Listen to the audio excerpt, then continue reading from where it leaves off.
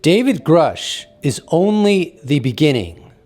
More whistleblowers will come forward publicly, and it will become more difficult for the Department of Defense to lie to the public about what UFOs truly constitute. I could be wrong in my assessment, of course. On the other hand, I have 70 plus years of UFO history on my side. That's a pretty big group of witnesses over and over again. Something I repeat ad nauseum is that if there is a non-human presence in our biosphere, it must be leaving traces behind. There is nobody on any side of the debate that would dispute that. Everyone from the biggest debunkers to the biggest believers maintains this self-evident reality. So, what does that amount to?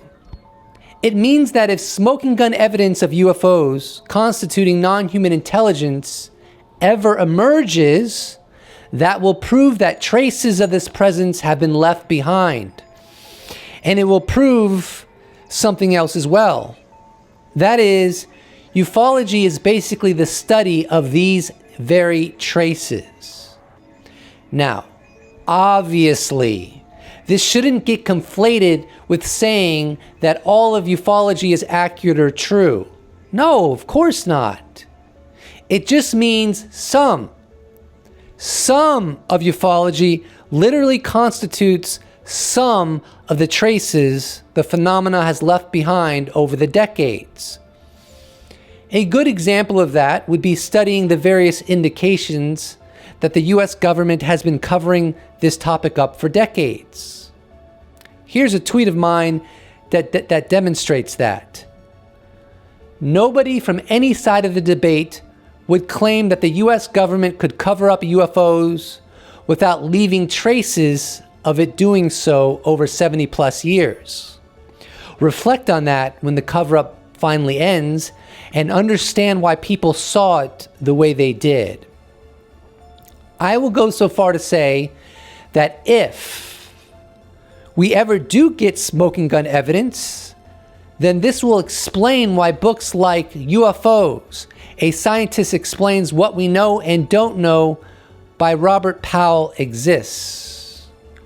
Or why books like Triangular UFOs, An Estimate of the Situation by David Marler has been written. These authors, to the best of their capacity and ability, cataloged some of the traces the phenomena has left behind. This isn't happening in a vacuum, people. It can't happen in a vacuum. And these traces can coexist with proof. It's just that we can't prove the origin of some of these traces until we get proof that a non-human presence has been in our biosphere for decades. The moment we get that proof is the moment we know that some traces have been left behind. It's really simple arithmetic. And I personally give a 95% probability that some UFOs within UFO history constitute non-human intelligence. Here is a really fun image I had ChatGPT 4.0 create for me. My prompt was, give me an image that represents the many varied traces the phenomena has left behind. To be clear, I'm not 100% confident that David Grusch is telling the truth about a crash retrieval program and our place in the universe. I don't believe in having 100% confidence until I can see the proof for myself. But in some abstract way, I'm just giving David the benefit of the doubt. The reality of the matter is that in due time, he'll either be proven correct or proven wrong. So in the meantime, I choose to give him the benefit of the doubt, while also doubting that the US government is being transparent on the UFO issue. And frankly, I'm not the only one doubting the Department of Defense's treatment of the UFO issue. On June 5th, that's today, 2024, a year after Grusch came forward Dean Johnson dropped the following tweet. UFO Congressional News. Senate Intelligence Committee UFO proposals posted. The text of the fiscal year 2025 Intelligence Authorization Act, as unanimously approved by the U.S. Senate Select Committee on Intelligence on May 22, 2024, has been released. It contains several provisions that may be of interest to UAP-focused communities. He goes on to write, Section 1001 requires the Comptroller General to conduct a review of the All-Domain Anomaly Resolution Office, AARO, the Pentagon's UFO office. The Comptroller General is the head of the Government Accountability Office, GAO, which is a support component of Congress, not a part of the executive branch.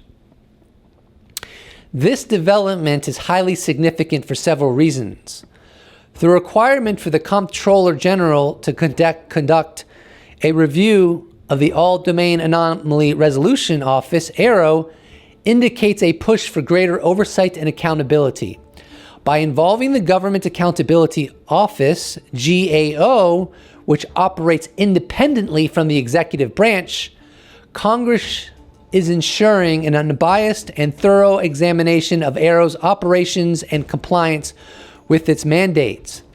This move suggests that Congress wants to ensure that AARO is effectively managing its duties, including the reporting and coordinating of unidentified anomalous phenomena, UAP activities. The inclusion of potential reviews of AARO's historical reports underscores the need for transparency and accuracy in documenting the government's involvement with UAP. Moreover, as Dean Johnson noted in his tweet, extending the prohibition on funding for intelligence community programs involving UAP without proper reporting to Congress highlights the emphasis on accountability and oversight. It reinforces the idea that all UAP-related activities must be transparently communicated to Congress to prevent any covert operations or misuse of funds. In essence, this step by Congress reflects a growing concern for transparency in how UFO-related matters are handled within the government. It underscores the importance of rigorous oversight to ensure that all activities are conducted responsibly and that the public can trust the process in place. Overall, this movement by Congress signals a commitment to greater scrutiny and accountability in the investigation and management of UAP phenomena, which is a crucial step towards understanding and addressing these issues comprehensively. Journalist Merrick von Rennenkampf had this to say about the development Dean Johnson tweeted about. Stunning. The Senate Intelligence Committee believes that the Pentagon is either A, lying, or B, incompetent. Regarding allegations of unreported illegal UAP programs, make no mistake, this is an astounding rebuke of AARO and its former director, Sean M. Kirkpatrick.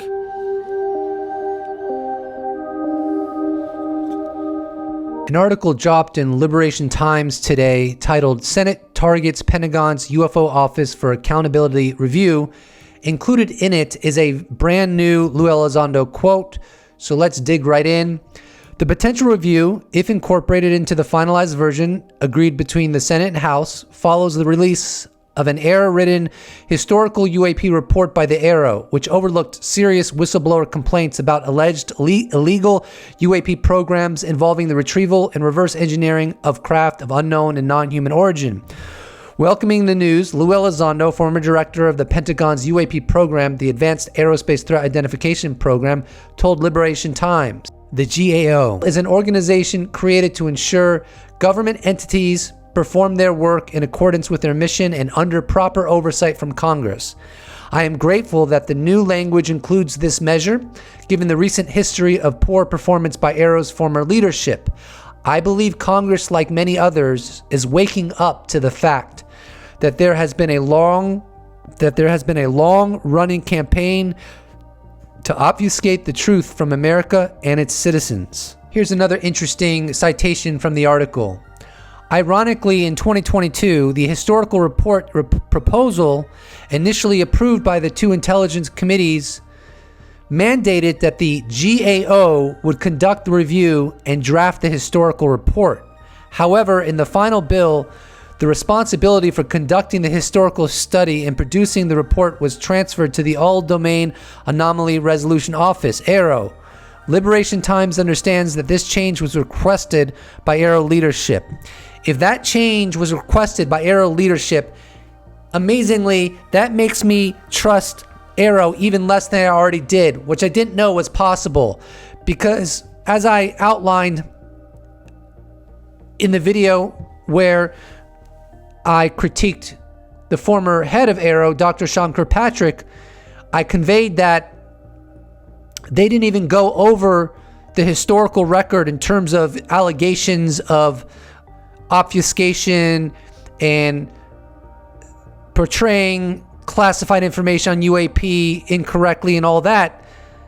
They totally failed in that mandate within the historical report, and yet Liberation Times understands that initially this historical report was supposed to be under the jurisdiction of the GAO, but the All-Domain Resolution Office requested that they do it. Man, talk about shady. Let's dig into another very recent Lue Elizondo quote. On June 3rd, 2024, in the EIN Press Wire, an article dropped titled, "The UAP Disclosure Fund launches to fight for transparency and whistleblower protection."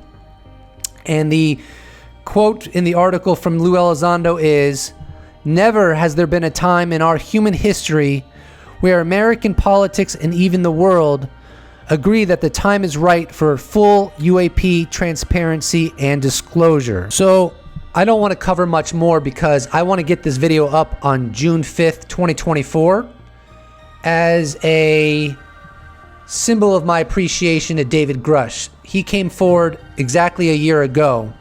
I am going to pour a beer in his honor. Don't want to give the wrong impression. I'm actually a very moderate drinker. I go on fasts from alcohol all the time, but this is a special occasion, and I thought I would just go ahead and do it. Don't mind me. So I wanted to get this video up. Cheers. I wanted to get this video up in honor of David Grusch coming forward and in doing the sacrifices that he has done and continues to do. Now, I get a lot of flack for that, actually. Whenever I mention David Grusch, whenever I extend my gratitude or give him credit on Twitter, some people have a real problem with that because they're convinced that he's a grifter or a liar. There's all kinds of descriptions people give him. But like I said, I'm willing to give him the benefit of the doubt.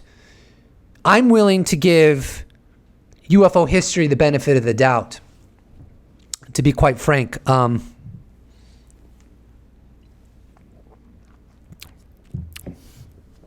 willing to give UFO history the benefit of the doubt. One of my central arguments is that, yes, human beings are infallible, very much so, in fact. Our memories are fallible. Our abilities of perception are very fallible. However, when you overplay an argument, at some point it becomes ridiculous. Almost every argument can be overplayed. At least many arguments can be overplayed. And I think a lot of skeptics have overplayed the argument of human fallibility. In fact, I'm writing an article right now, or I'm in the research stages, talking about the trace the phenomena has left behind. And I will admit, much of the trace the phenomena has left behind is captured through what's very fallible within the human organism, which is memory, perception, eyesight, and so forth.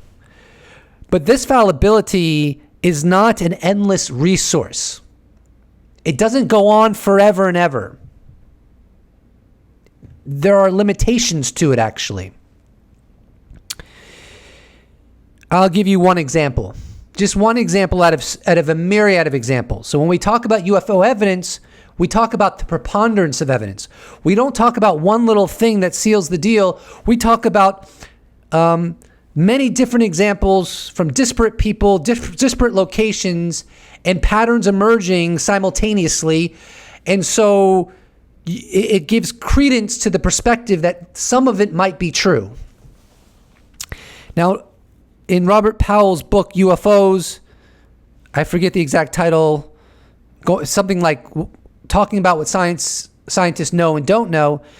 I remember, not so well, but I remember him talking about Foo Fighters during World War II. And he said something like, look, if there was only like 2 or 3 pilots who saw these balls of light and describe their flight characteristics, we could ignore them. But when there's 100 pilots from World War II that had their reports documented, and it creates a very unmistakable pattern, then at the very minimum, even if we are to rightfully exercise our skepticism, at the very minimum, we have to take it seriously. Now, that's just from World War II.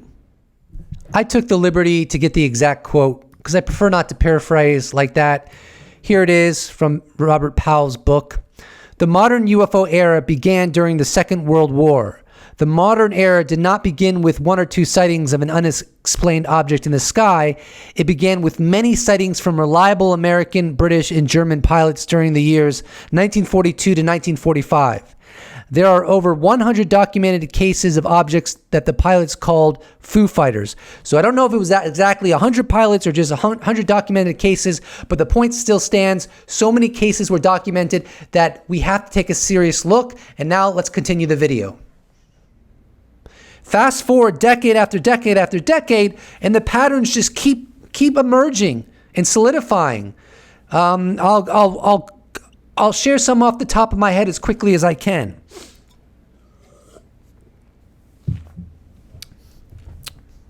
The various shapes of UAP. What I have in mind is triangular UAP and saucer UAP. These shapes have been seen over and over and over again from disparate people who have not necessarily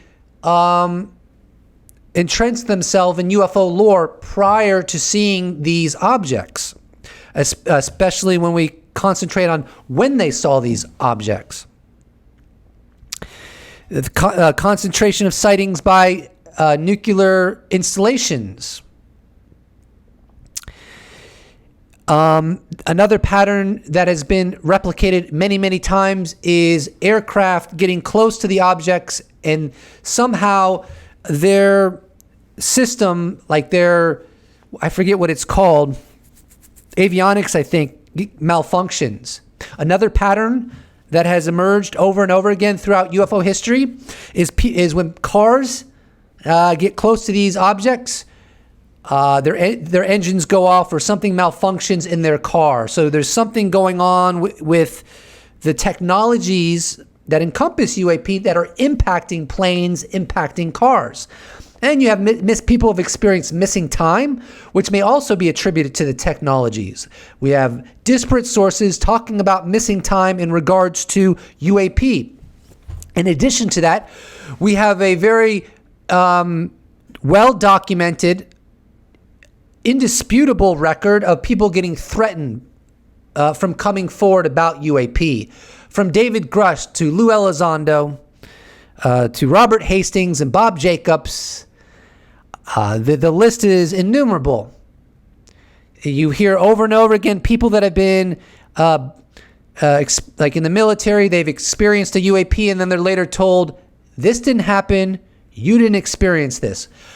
I am not a scholar of UAP. I've told you before I have issues with reading. May it be God's will that I be delivered from that and I can read as much as I want. But I am not currently what I would consider a scholar of UAP or a historian. I do the best I can. But there are, even for me, who struggles with reading, as an example, because of some issues that I deal with, I still see the clear patterns that are unmistakable. And to me, these are the traces that the phenomena has left behind.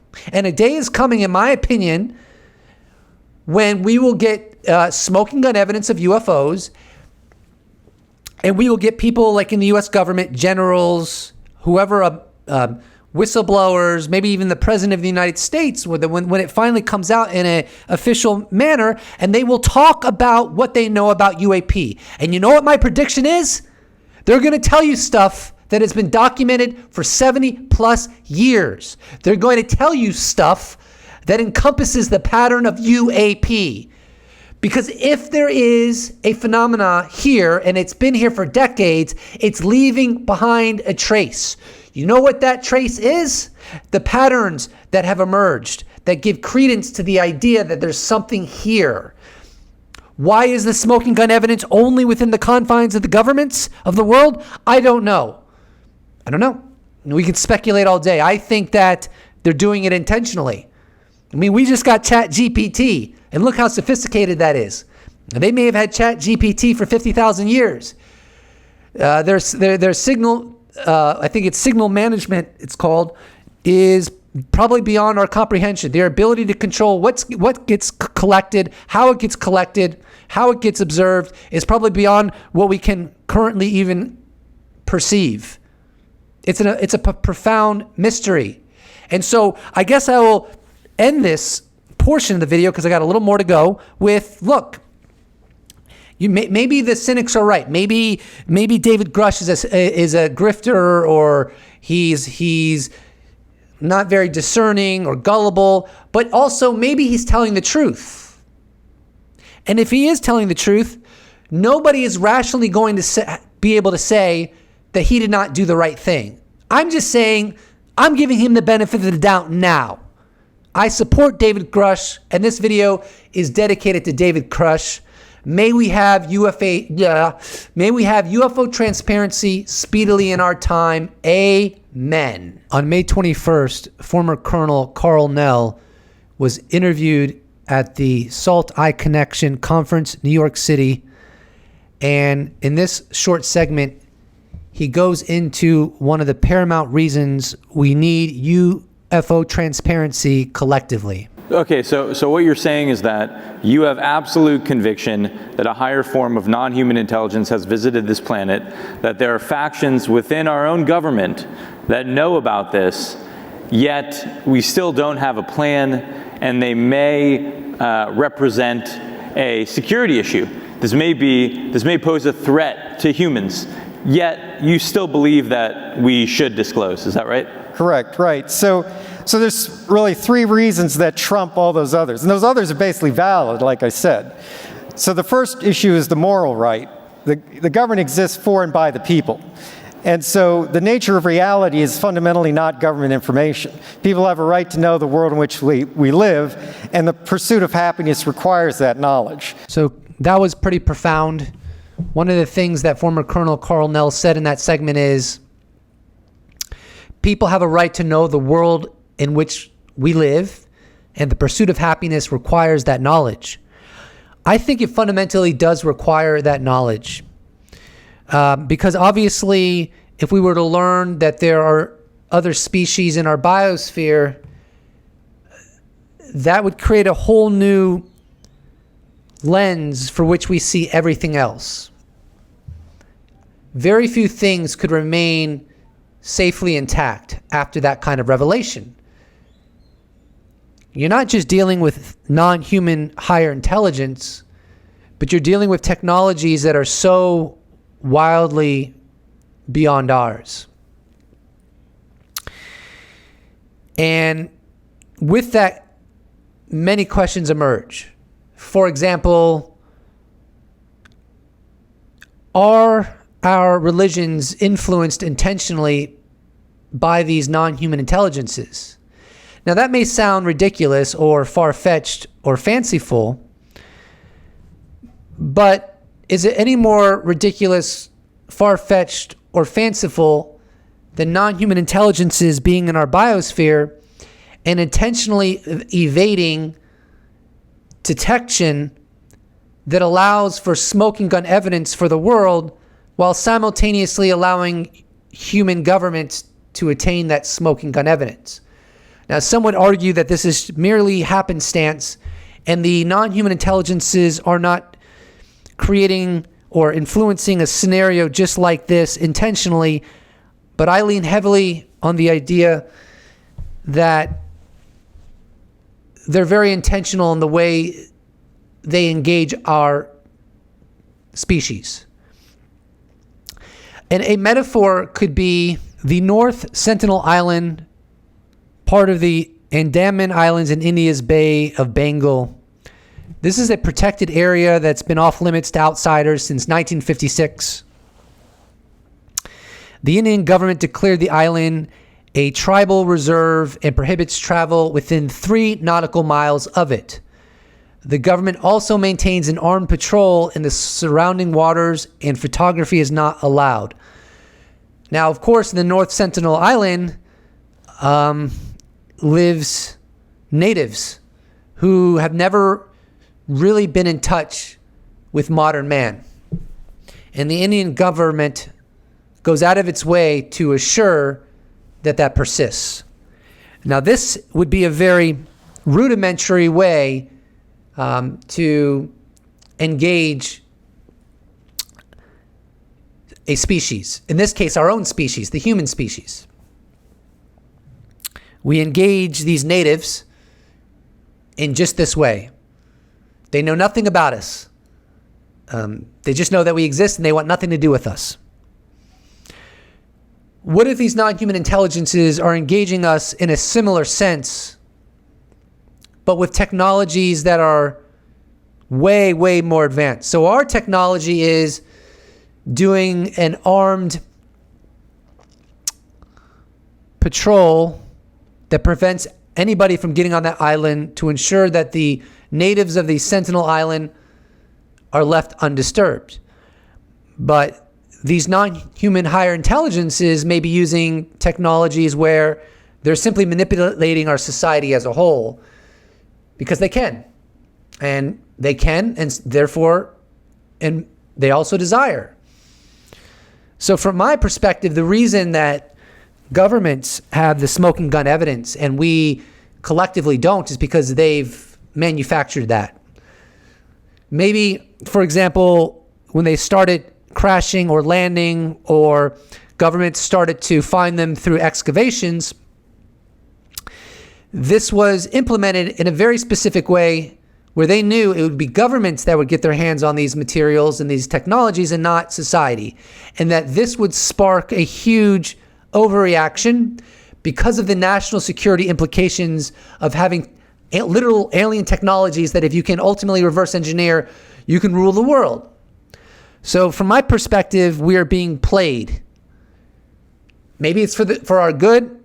Maybe it's not for our good. Maybe it's a mix of our good and bad. But that's why I think that the evidence has showed up the way that it has. And maybe these intelligences ultimately want a government to disclose at some point. And then that's why it's sometimes said that the non-human intelligences are the architectures of the secrecy, simply because their hand in influencing how this all unravels may be far more entrenched than we give it credit for, because they're using artificial intelligences to game plan us. That's my working hypothesis. There may be some truth to it. There may be no truth to it. But that's why we need disclosure, so that we can collectively put our best minds on this mystery and figure out what's going on. And I think that's part of the pursuit of happiness, being exposed to the mysteries of our universe. It's our home, after all. It's not a trivial pleasure to know about the nature of where we live, and yet that's being held back. Now, I grant you, the non-human intelligences have facilitated a scenario where it could be held back. Obviously, whether intentionally or not, obviously they have. That doesn't let governments off the hook, though. They should still play their part in opening up the books, declassifying material, and giving us understanding of what's going on so that we can heal from this. But as Carl Nell said, we need to have knowledge of our circumstances, our universe, so that we can adequately pursue happiness. And yes, I think it's going to be an important part of the discussion in a post-disclosure world. Are some of the miracles that are outlined in religious texts influenced by non-human intelligence? I'm not saying it is, I'm not even saying it's likely it is, but it becomes a possibility that we've ignored collectively. And once we get UFO transparency, we'll no longer ignore that. There's a lot of things we'll no longer ignore in many facets of our existence. But how can you truly have happiness and pursue it on the highest levels if you're kept out of the loop of the very structure of reality that you reside in? Now, in the following clip, David Grusch goes into that, a word that I used is heal.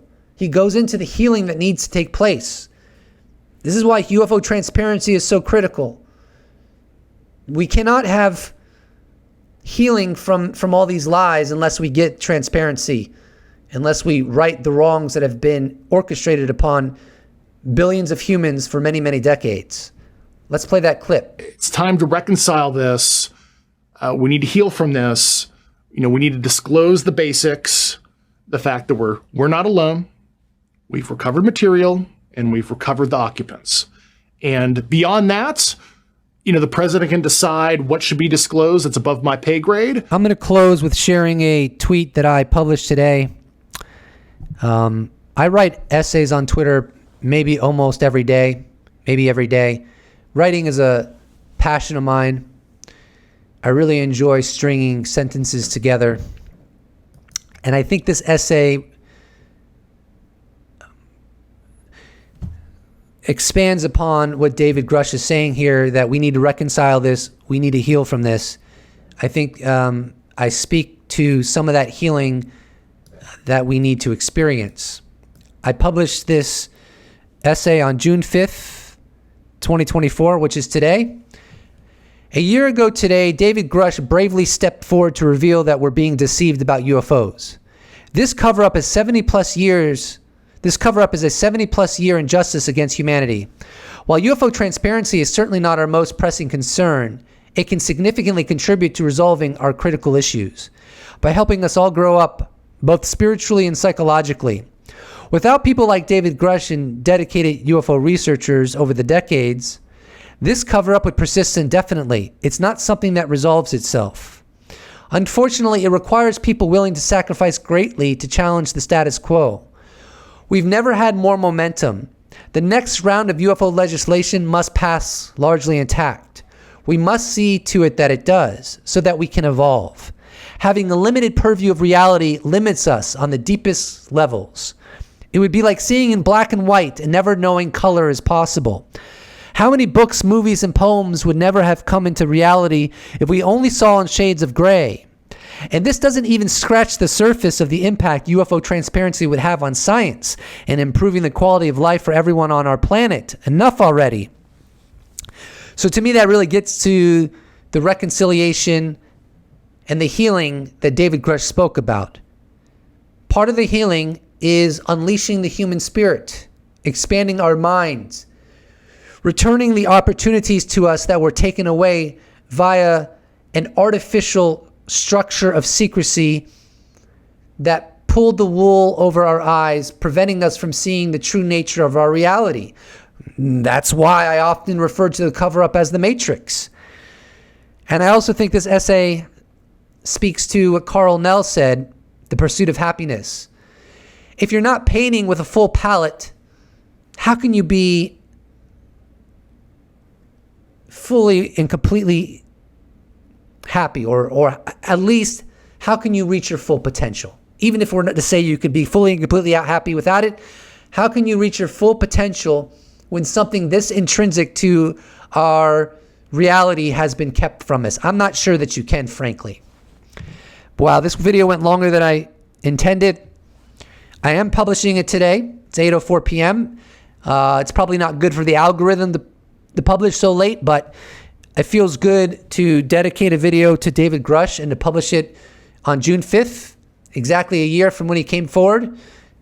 Mr. Grusch, if you're watching, we appreciate your sacrifices. Many people deride you, but in due time, they'll get it. They'll understand, in my opinion. I give you the benefit of the doubt. Do I have certainty that you're telling the truth? Of course not.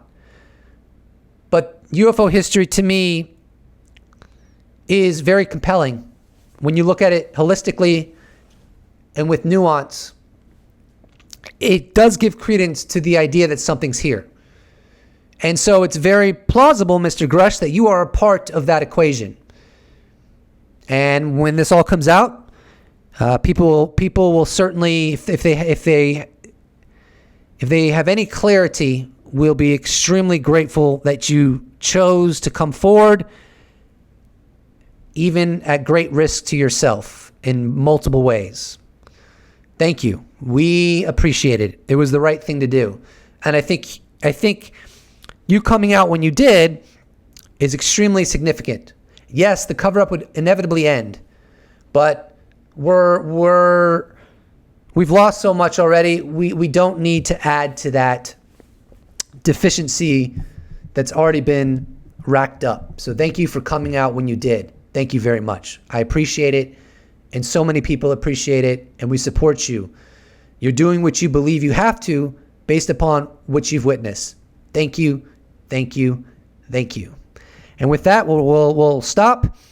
Please don't forget to subscribe if you'd like to support this channel, because we got a lot more coming. You can check out my merch shop where I sell t-shirts. You can become a patron. You can become a YouTube member. You can give me a one-time donation. All those potentialities can be accessed in the description box below, or you could just slap a like on this bad boy, and I'll appreciate it so much. Thank you so much for watching. I look forward to seeing you in the next episode. Special thanks to all patrons, YouTube members, those that have bought merch, those that have given me a one-time donation. I couldn't do without you. Thank you so much. See you in the next episode.